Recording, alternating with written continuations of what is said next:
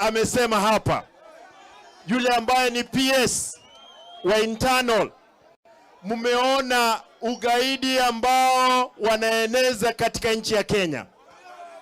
Juzi kule Kisii kulikuwa na terrorist act by the government itself. Mahali walitoa askari hapa Rangata na pale bungeni. Wakakuja kwa mkutano, wakapiga risasi. Yule jamaa alikuwa amesimama nyuma yangu akapiwa risasi. Kina mama ambao walikuwa wajazito wengine wakaumia. Kutoka siku hiyo mpaka leo hii, serikali hii haina macho, haina mdomo, haijawahi shika hata mtu mmoja.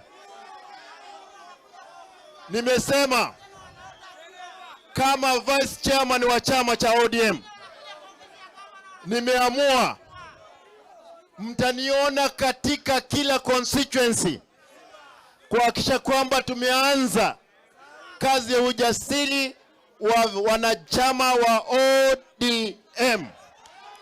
Mimi kama Simba Arati nataka niseme hili, na nataka niwaulize, Nairobi mshaiogopa kweli? Mshaiogopa kweli? Mimi nimeamua kwamba nitatangulia mbele. Baba, I want to assure you, the terrorist act ambayo itafanyika wakati wowote ule lazima ikwe condemned mahali popote. Kitu cha pili, huyu Mheshimiwa William Ruto anaposema kwamba tujenge nyumba za affordable house kule Kisii, ile shamba ambayo tumeweka kando kwa hiyo affordable house, wameanza kujenga kwa wizi ambao wako nao. Mimi nauliza, Mheshimiwa Senator ameuliza ukiongea uongo wewe ni nani? Ukiongea uongo ni? Tunasema a liar is what? The devil is a liar. And God is what? Always good. Wananchi watukufu wa Nairobi, mimi nataka niwaulize kilo safi.